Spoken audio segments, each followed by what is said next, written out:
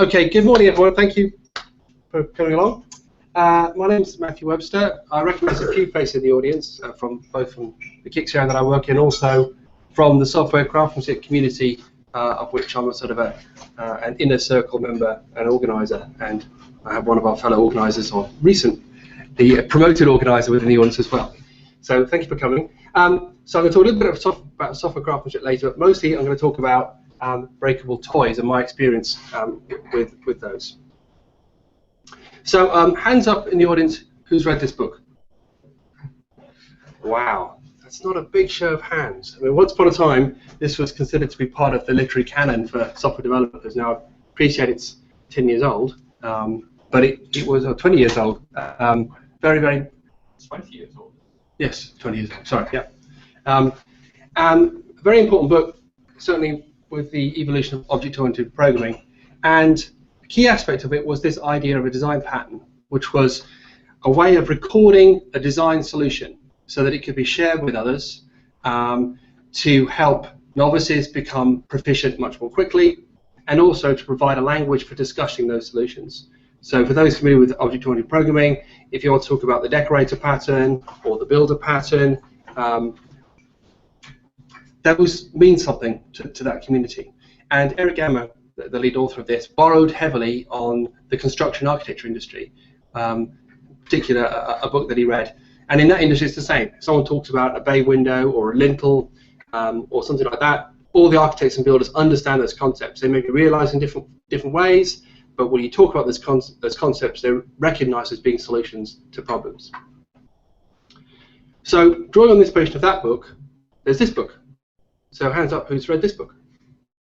Okay, one from the design community. So this book tries to draw on that same idea of documenting solutions to problems as a way of sharing those ideas. Now, unlike the design patterns book, it's not drawn on academia and theory. It's much more drawn on experience from the field. The authors of this book have worked on a number of different software projects in a number of different industries. So they would classify themselves as journeyman programmers, some of the concepts behind the book, in that they've have a wide area of experience and have very much learned on the job. Now, the previous book has 23 patterns that are in about 3 different groups. This book has 35 patterns, loosely organized into five different categories. Some of them you might recognize as being a bit edge condition, but the great thing about it, you read this book, and it's not like reading one of those fad diet books. Not that I've ever read a fad diet book, but sometimes you get these fantastic books again. We've got a solution to your problem. What you need to eat is just eat raw vegetables and grapefruit for the next 3 weeks, and you'll be fine. And you look at it and you're going, that's just not sustainable. That doesn't relate anything to what I'm doing right now. I don't know how I can get to that point. Whereas if you look at a diet like the 5+2 diet that says eat normally for 5 weeks, for 5 days, and then diet at the weekend, or a meat-free Monday, you can look at that diet and go, you know what, that's similar to what I'm doing now. It's not going to be a big step for me to get to that point. And it's the same with this book. When I read through it, looked at the patterns, I realized, without having read the book, that I was already doing some of those things. And that's very reassuring. So not only are you already doing those things, but there's things that you could learn.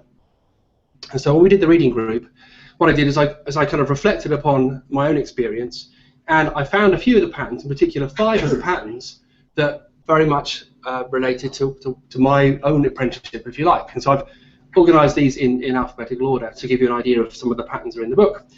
And the first one basically says, I'm a fraud, which says that I'm no longer a software craftsman, because back in 2011, I decided that I can no longer have the influence on the product that I wanted to have with the skills that I had by writing code. I would do much better off by leveraging the skills that I'd acquired over that period of time and leading a mixed ability, mixed skill team that had all the skills and the experience I needed to do the things that I wanted to do. So that's a kind of an honesty statement. The next one alphabetically is Breakable Toys, and that's the thing I'm going to talk about in much more detail. Other examples are confront your ignorance or expose your ignorance, this idea of a humbling experience, coming into a project knowing absolutely nothing, admitting you know absolutely nothing.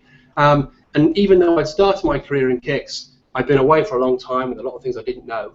And confronting your ignorance rather than diving straight in was actually really important, of being able to absorb back into the team again.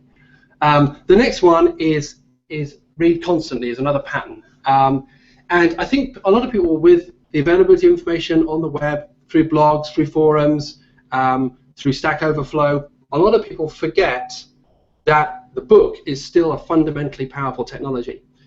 Having been a co-author on a book, I know how much work goes into it.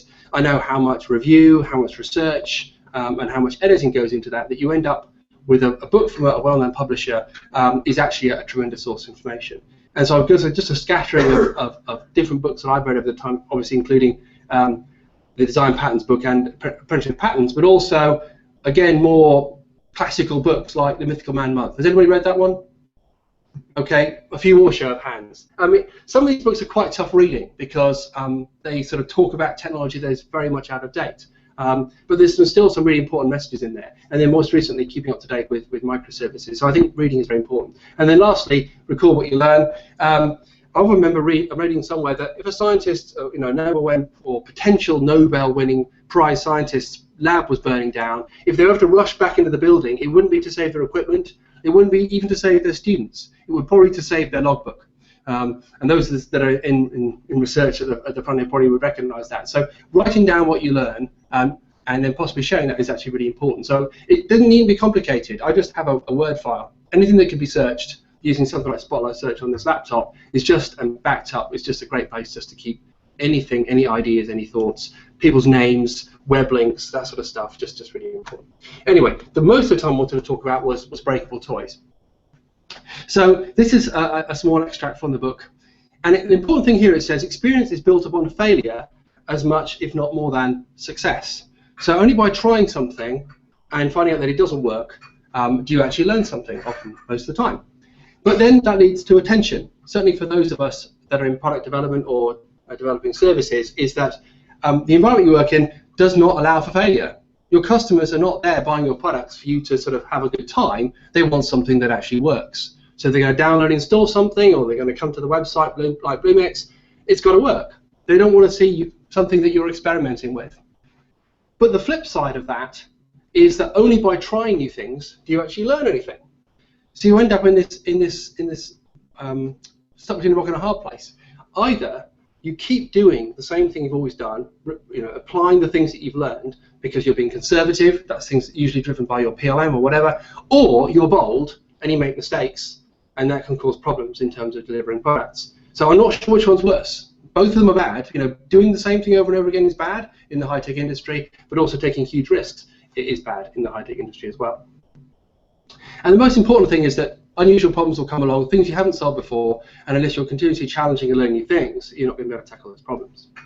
So the solution here is to budget for failure by designing and building toy systems.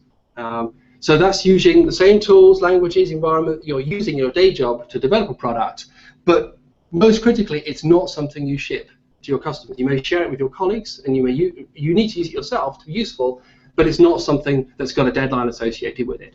So if it breaks, you get bored with it, your lack of inspiration, you can just put it to one side and come back in the future when you have more inspiration. So has anybody used this technique themselves? Okay, there's a few more show of hands, and hopefully some of the projects that I've run will resonate with you. So these are my breakable toys. And the trend here is twofold. One is whenever I'm confronted with a new technology, new team, new language, I've always tried to create a toy that I can use to play with. But on the other hand, these toys aren't just something I do on Friday afternoon. The best ones are things that stay with you and you revisit over and over again and become something that evolves and you continue to learn. So thinking back in preparing for this, one of the earliest toys I remember was something called the Cruise Client for OS2 Presentation Manager. Now, I won't ask anybody in the audience what they think OS2 Presentation Manager is, but there may be a few show of hands in the audience who might know what Cruise is. It's an electronic index that's used by a lot of the products inside IBM, often considered to be something that gave us competitive advantage in the past. But I wanted to learn C programming, multi-threading, and graphical user interfaces. Back in '92, that was, you take that stuff for granted now, but back then that was quite a significant change for me. Most importantly, I didn't need that in my day job. It actually opened the door to my next job. So think longer term with these toys, experiment with things, and it can help me with the future. So my next job was actually working on OS2. So having worked on the mainframe, worked on a distributed platform, and I needed to learn something called NetBIOS. Does anybody know what NetBIOS is? Okay, there's a few hands. It was a network protocol used by PCs probably before TCP/IP really took off. And we were converting, now it does say 32-bit there, we were converting our code to 32-bit. And I needed to learn that and the protocol, so I created this toy. It was fun, it was an instant chat application. It didn't scale, it crashed, but it was fun and I learned an awful lot and people enjoyed using it. Then the next thing is I needed to learn TCP/IP because I was in charge of the comms protocols at the time. And so the nice thing here is I was able to revisit one of my so-called breakable toys, which was this cruise client, and actually re-implement the comms protocol that was using something funky 3270 based and rewrote it with TCP/IP sockets. By this time, it was probably becoming less of a breakable toy, considering it was probably being used by hundreds of people. So I was learning other things from this breakable toy, like how to support users, how to upgrade things without breaking people. And then I visited it again at least twice, the same toy. One as a way of learning Java, when I moved out of that team to Java, and then again to learn some more APIs in this Swing. I think I rewrote the application twice, once to an applet, and then to an application, and then to use Swing. So the great thing about this toy that I had is it lived with me over 10, 15 year period, and it helped me as a way of learning learning new languages, learning new platforms and technology. And then the last thing I did was in 2007 when I moved back to Kix, and I wanted to learn Eclipse and SWT and JPhase. Again, a really, really big, important project, which came the Kix Explorer, which was a new user interface for Kix as a modernization.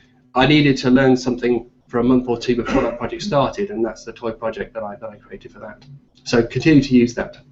So do any of those things resonate with people in the audience? I mean, can anybody in the audience give me an example of a breakable toy that they used and why they created it? Well, I'm about to use a sandpit Okay. to download a Platform Knowledge Center and play with that in order to develop other sides of the text in the knowledge center, like videos or something moving, reading, other aspects. So that is a sandpit. Right. Okay. Any other?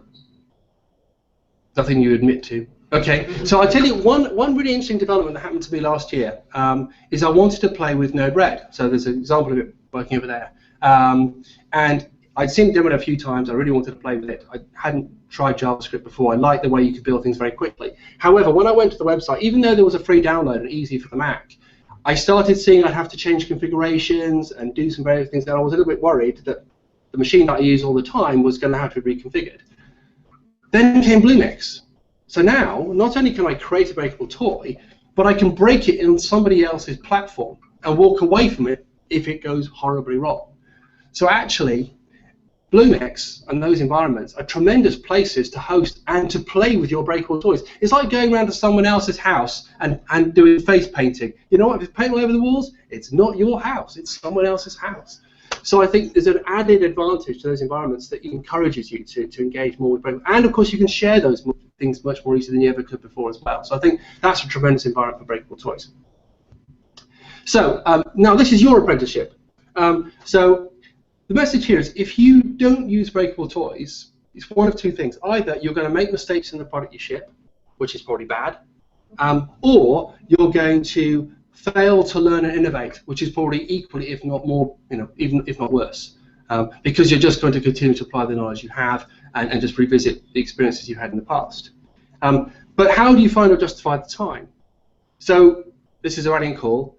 Join the Software Craftsmanship community.